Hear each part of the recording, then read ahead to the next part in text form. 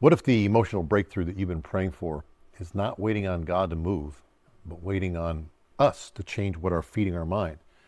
Think about this. Many people pray for peace, for joy, for clarity, but spend their day consuming negativity and fear, outrage and discouragement. And here's the truth. You can't feed your mind poison and expect your soul to live in peace. I got some challenges for some people today, and it's not for everybody because it's not easy.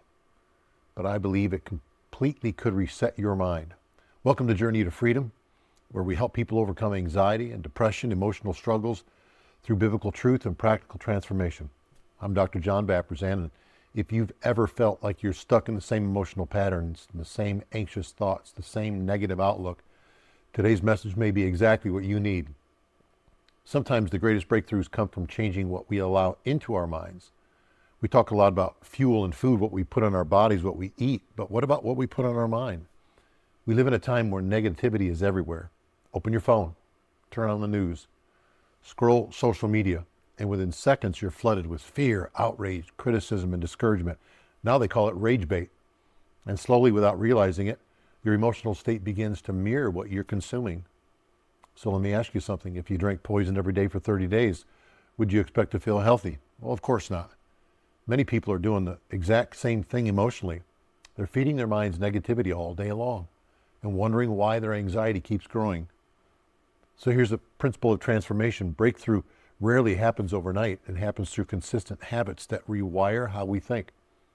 Our brain is incredibly powerful, but it learns through repetition. And for years, some people have been saying things like, well, I'm just a negative person. I'm just not hopeful. I'm just wired this way. But that's not identity. That's a pattern. And patterns can change. Years ago, someone told me, well, I'm just not a morning person. And they believed that all their life. But when they examined their life, they realized the real issue wasn't identity, it was habits. They stayed up too late. They slept poorly. Their routine was wrong. So they made a decision. For 30 days, they would change the habit. They changed what time they went to bed. They created a new rhythm. And after 30 days, something incredible happened. Their identity changed. Why? Because consistent action rewired the brain. And the same is true with negativity. Imagine what would happen if for 30 days you eliminated constant complaining, negative media consumption, political outrage scrolling, gossip, even self-criticism. Instead, you replaced it with scripture, gratitude, prayer, encouragement. Your emotional state would begin to transform. The Bible actually directly speaks to this in Philippians 4:8 when it says, finally, my brethren, whatsoever things are true, whatsoever things are honest, whatsoever things are just, whatsoever things are pure, think on these things. Notice something. God didn't just change circumstances. He teaches us how to change what we think about.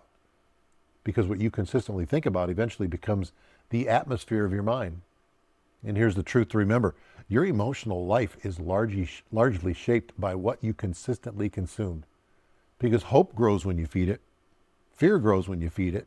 Negativity grows when you feed it. And so does faith. So here's the challenge. For 30 days, the next 30 days, take a negativity fast. Remove things that feed discouragement in your life and replace it with gospel truth. If you want deeper help in overcoming anxiety and depression, we just released our book. It's called Peace Beyond Panic. It's on Amazon. We also have a 40-day Journey to Freedom course that many people are going through, and it's changing lives. And you can learn more about these at journeytofreedom.online. That's journey, T-O, freedom.online. And we'll put some links below. In our journey, every day we give people homework because we find it really benefits. So for the next 30 days, here's some homework for you. Eliminate one major source of negativity. Begin every day with a scripture and a gratitude or thankful statement. Today I'm thankful for, and write it down. And here's a declaration that you could speak every morning. I will not allow negativity to rule my mind. I choose truth, faith, and hope. And watch what happens, because when you change what you feed your mind, you begin to change your emotional life. And remember, freedom doesn't happen accidentally. It happens intentionally. And this could be the 30 days that changes everything. This is Journey to Freedom.